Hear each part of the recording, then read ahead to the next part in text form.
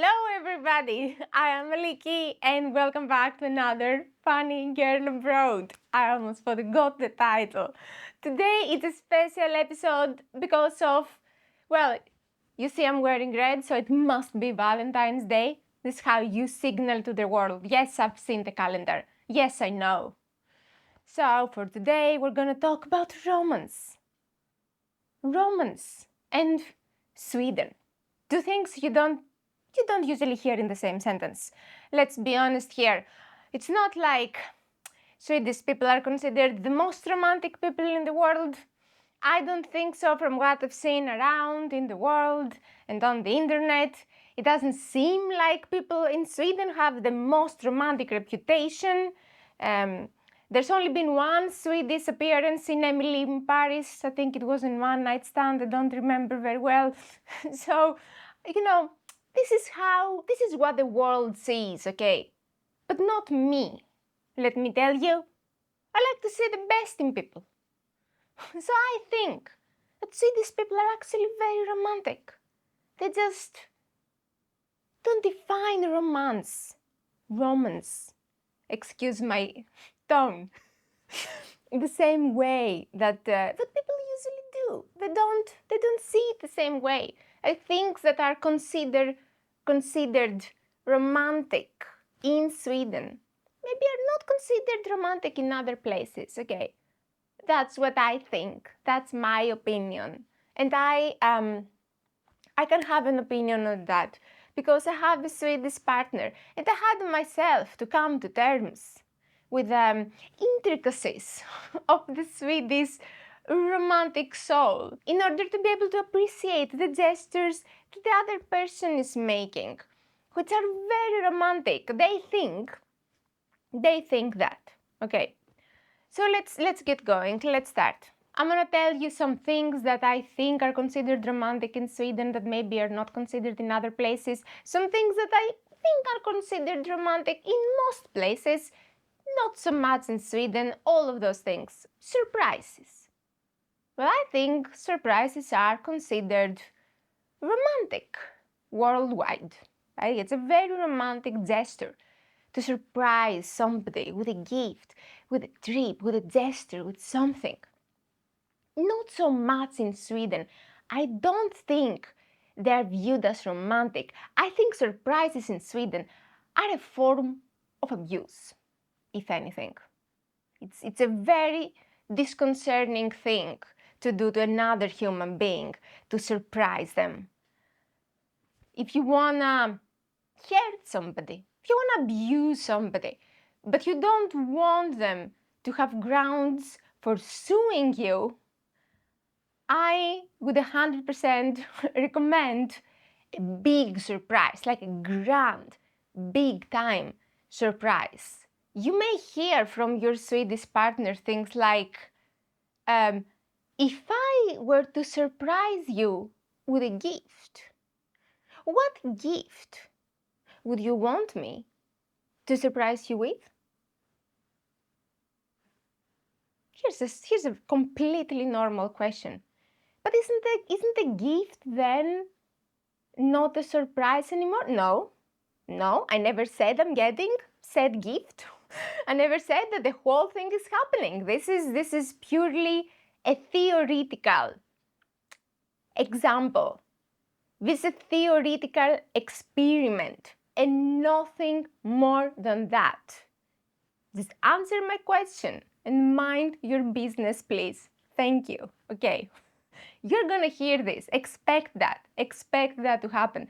If it's viewed as romantic, I think it's actually viewed as romantic. Like surprises have something a little bit violent if you think about it, you know? You're catching the other person, you're doing something nice for them, but you're getting them, you know? You're like, bah, happy birthday. You know, you wanna see their reaction. You wanna, people are filming it too, wow, jumping from the dark, happy birthday.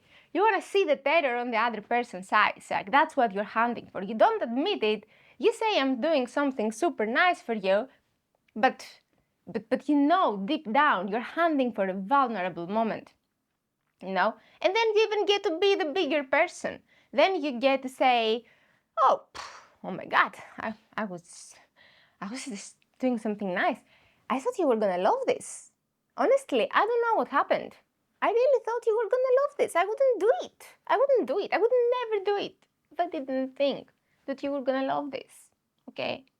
I'm so sorry. So sorry. That's what people say. But not in Sweden. In Sweden, this like, how should I say? This soft, this subtle violence that is inherent in surprises. This is called out for what it is. This is abuse, ladies and gentlemen, period. Okay? And so nobody surprises anybody, even for things you could expect a surprise. Like expect to hear, if I were to ask you to marry me, would you say yes or no? It's another nice one. Well, isn't that you asking me to marry you? Like, isn't that the question? Then no, I don't see that. What I'm asking is, if I were, in the event that I was to ask you, which is not the case currently, would you then reply yes or no?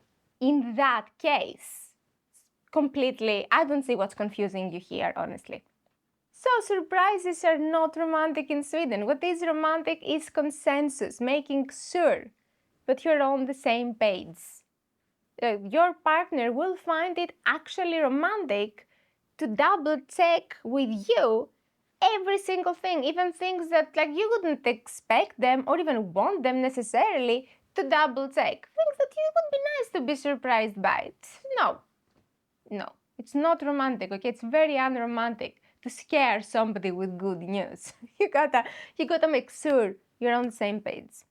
Another thing that I think is considered romantic in Scandinavia, in Sweden particularly, is including you with friends and family. So introducing you to friends and family, including you to events with friends and family.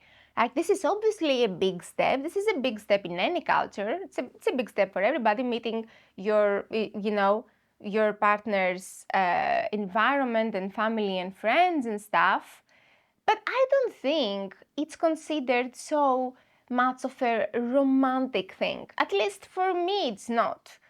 In Sweden, because people are quite private and often don't have a very big circle, when they including you and introducing you is actually for them a very romantic move, because it means that they love you, that they care for you, that they see a future with you too, and blah blah blah blah blah. Okay, so it's a big deal emotionally. And this is a way for people to show that. This is one of the ways that people will show you that they're very much interested in you and that they love you. Now, for me, I'm Greek. For me, this is more of a social obligation, okay? So, you're asking me to meet your family. You may be doing it from a place of love, and you may expect me to react as in like, oh my God, baby, really? Oh my God, yeah, of course, I'd be so happy to meet. No, I'm gonna be like as if you asked me to like break up or something. I'm gonna be like, yeah, no, I get it. I knew it was gonna happen. Like, we both knew this day was coming eventually. It was gonna happen eventually. And like, you know what? It's gonna be fine. Like, I've done this before. I've been in this position before. I know how to handle it. I don't want you to worry about anything. Everything's gonna go fine. It's a completely different experience. Right? For me, it's a social obligation. This is all I see. I see a social obligation, like having to smile for very long chunks of time at once, trying to find things in common, and so on and so forth. Another thing that I think is considered romantic in Sweden is sharing things with each other. So I find that often when you are, dating somebody and they want to do something a little bit cute, they will say, "Oh, do you wanna share this here? You can have that. You take my jacket, take my hat, take my Netflix password. You can use this, whatever. They just give you their stuff to use, basically. Okay, share their food, share their stuff. Which in a way, I get it that it is romantic. I do think it's very romantic, like to share things, to have things together for the two of you. But there is a little bit of a voice in my head also that's like, no, that's cheap, actually. Okay, you're just saving money is what you're doing here. We could have one thing each, but we choose to not do that, which is a smart financial decision. But why are we trying to sell this off as romantic? This I do not understand. I don't think it's so romantic, to be honest. I think it's efficient. This I do believe. It is always a bit romantic, this gesture of like, you see it in so many movies where you're walking like on a beach or something with your boyfriend. It's not you in the movie. There's a person in the movie. Like it's probably Anne Hathaway in the movie. Like it's someone in the movie. Okay, it's not you. But the lead. Okay, the female leads in the movie, and she gets a bit cold. Guy takes off the jacket, gives her the jacket. Okay. Sure, this is cute and romantic, but this is because it's an emergency. There's no option. What's he gonna say? Wait here a moment, I'm gonna run to the mall, get you a new coat. It's not. The moment doesn't call for this. It's also late at night, everything's probably closed. This was never gonna work. So, yes, in this situation, it is romantic, I suppose. Well, I'm not sure about that one. I may have imagined it completely, but I like to take some freedom here and listen what you think as well, do a little poll, a little statistic, and so on. I feel like, here's my theory. I think that in Sweden, lots of things are generally very much planned, like socially, with families, and so on. Of course, at work and such, there's a lot of planning. People plan social interactions weeks in advance. There's calendar invites involved sometimes. Like it's a big deal. Okay, lots of planning, lots of planning. So I think that people are a little bit tired of that. It's a little bit like just part of life. And so, therefore, and this is not something that I've heard people actually say, but rather something that I've noticed, I think that they feel that spontaneous things are romantic. Like spontaneity is romantic. So when someone goes, "Oh, let's go out today. Let's go do something today. What are you doing today? What are you doing later? What are you doing this weekend? Maybe we can go on a trip this weekend." Like super spontaneous, crazy. How crazy we're being. It's because we're crazy in love. I think that people register those things as romantic moves because it's not common to do them, and therefore you have to be absolutely mad in love, to go for a fika on a Wednesday evening out of nowhere. I mean, what kind of people do stuff like that? That is my impression, according to me, and also I think in other cultures it's kind of the other way around. So like, sure, it's cute to do things on a short notice, but what is really romantic is planning. I'm not just talking about, weekend plans. I'm talking about planning. Like, there's no amount of planning that you will do for your date and it's gonna be too much. You cannot overplan. It's impossible. Listen to me. Trust me on that. I promise you. If you messed up Valentine's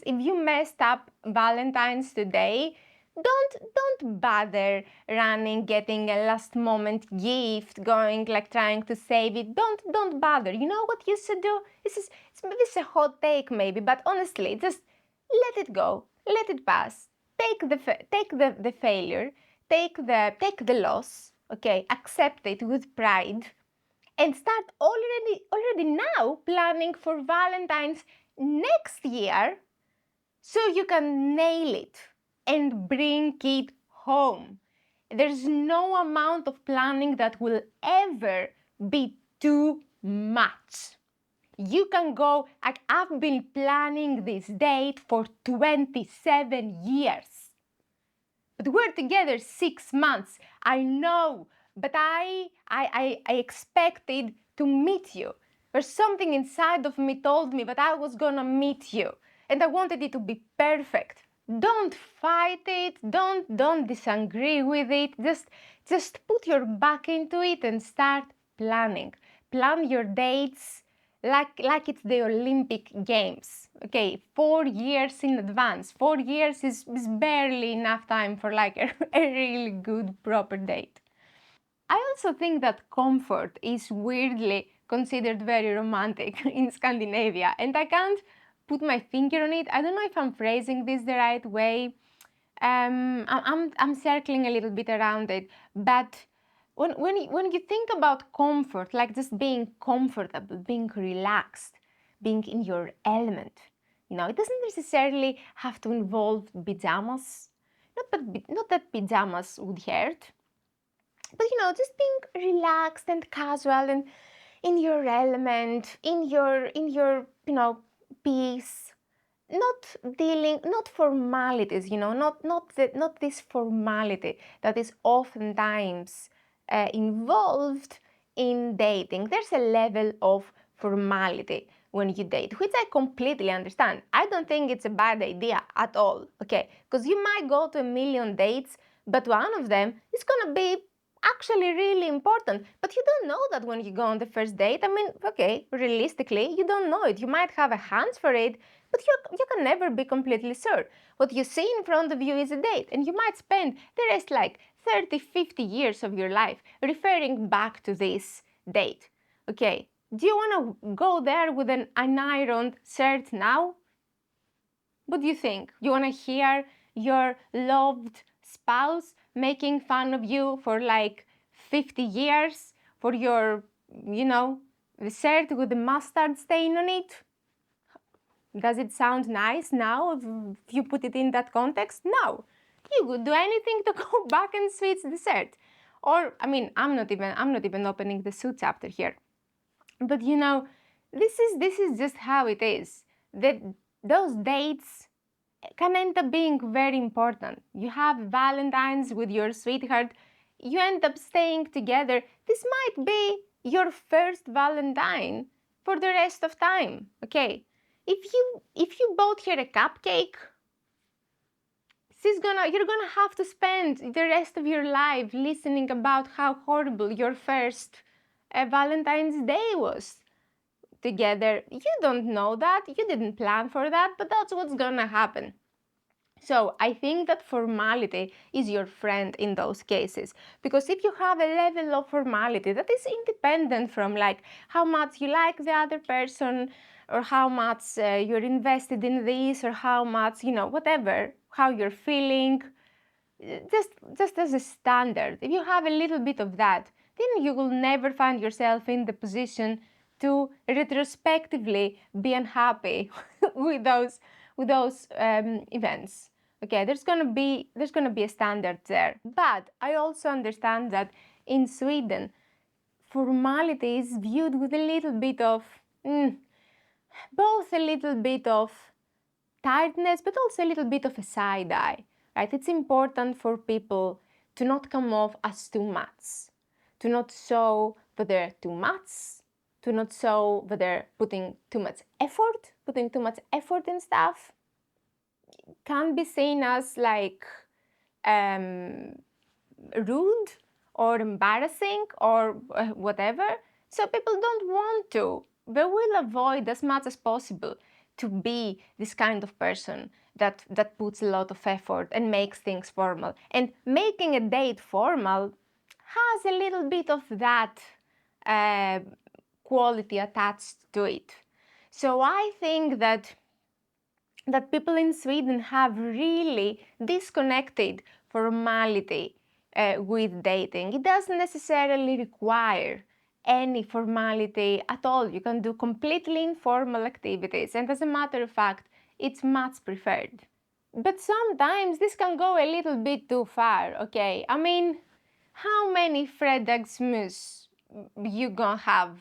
Like if you're dating, you should be able to part with fredagsmus for at least a couple of years. I mean, at least a couple of months, okay? It doesn't have to be years, but at least a couple of months. You gotta have to say goodbye to it. You wanna be able to do something a little bit more fun, a little bit more exciting. Last thing that I believe that is considered not very romantic generally, but very romantic in Sweden is familiarity, okay? Being close with somebody, being really familiar with another person. I would say, for me, this is pretty much the exact opposite of romance. There's nothing romantic. Familiarity is extremely unromantic. Like knowing everything, knowing so much about the person and seeing them all the time and knowing them intimately and all those things, they're fantastic things, of course. They're super amazing and great and healthy and all of that. It's not very romantic though, okay? I think romantic is the opposite. It's when you do not know everything about somebody and there's a bit of excitement and a bit of mystery and all of those things. This is what creates romance. You see, in Sweden, you will hear people say things like, oh, how did you guys meet? Oh, we have a very romantic meeting story. Very romantic. You see, we know each other since we were in high school. Like, oh my God, you've been together since high school. No, no, no, no, no, no. We haven't been together since high school. We met in high school. We developed romantic feelings over 30 years. Slowly, step by step, First we were friends, and there was some sex, and then been friends again, 30 years now, we are, sweethearts. We love each other, and they do love each other. That's fantastic. There's absolutely nothing wrong with that. But like romantic, this sounds to me like absolute hell. It's like the exact opposite to romantic. This is like anti-romantic. It's like an anti-romantic romantic comedy. It's like Harry Met Sally, okay? This is the utmost anti-romantic romantic comedy, and there's a reason why it's the best ever. But it's not a classic one. That's what I'm trying to say, okay? This is not the poster kid of romance. But not in Sweden. In Sweden, familiarity is actually considered extremely romantic. This is an actual meet cute in Sweden. That's what I think. Like developing familiarity over years and years and years until everybody is like so sick of the other person that they have nothing to be afraid of. And then they get together. I mean, it's good, it's efficient, it's safe, it's a safe investment. It's a safe investment package, like you know what you're getting, it's good. Not gonna argue with that. It's not very romantic to most people's eyes. Well, so that was it. I don't have anything else to say. Those were my theories. I mean, they're just theories. I don't know if you have any of yours. What do you think about mine?